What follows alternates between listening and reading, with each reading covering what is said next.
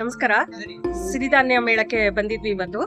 ಇಲ್ಲಿ ಹಲವಾರು ಜಿಲ್ಲೆಗಳಿಂದ ಈ ಮೇಳದಲ್ಲಿ ಅವರ ಸ್ಟಾಲ್ಗಳನ್ನ ಹಾಕೊಂಡಿದ್ದಾರೆ.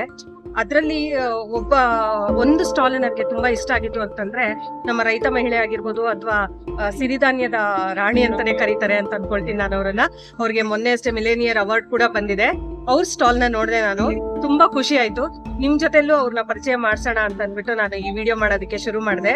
ಯಾವುದೋ ಒಂದು ಲೆವೆಲ್ ಅಲ್ಲಿ ಇರ್ಬೇಕಾಗಿದ್ದು ಒಬ್ಬ ರೈತ ಮಹಿಳೆ ಇವತ್ತು ತನ್ನದೇ ಆದ ಸ್ವಂತ ಉದ್ಯೋಗವನ್ನು ಸೃಷ್ಟಿಸಿ 4 ಜನಕ್ಕೆ ಕೆಲಸ ಕೊಟ್ಟು ಅವರು ಈ ರೀತಿ ಮುಂದುವರಿತಿದ್ದಾರೆ ಅಂತ ಹೇಳೋದು ನಮ್ಮ ಸೌಭಾಗ್ಯನೇ. ಯಾಕಂತಂದ್ರೆ ಈಗಿನ ಕಾಲದಲ್ಲಿ ಬೇರೆ ಬೇರೆ ಉದ್ಯೋಗಗಳಲ್ಲಿ ಗುರ್ತಿಸ್ಕೊಳ್ಳಕ್ಕೆ ಕಷ್ಟಪಟ್ಟು ದುಡಿತಾರೆ. ಆದ್ರೆ ನಮ್ಮ ಸಂಸ್ಕೃತಿ, ನಮ್ದು ಏನಿದೆ, ನಮ್ಮತನ ಏನಿದೆ, ನಮ್ಮ ಬೆಳೆ ಧಾನ್ಯಗಳನ್ನ ಬೆಳೆಸ್ಕೊಂಡು ಅದರಲ್ಲಿ ಏನೇನೋ ಉಪಯೋಗ ಮಾಡುವಂತ ವಸ್ತುಗಳನ್ನ ಅವರು ತಯಾರಿಸಿ ಎಲ್ಲ ನಮ್ಗೆ ಹಂಚ್ತಾ ಇದಾರೆ ಅಂತಂದ್ರೆ ನಾವು ಖುಷಿ ಪಡುವಂತ ವಿಚಾರ.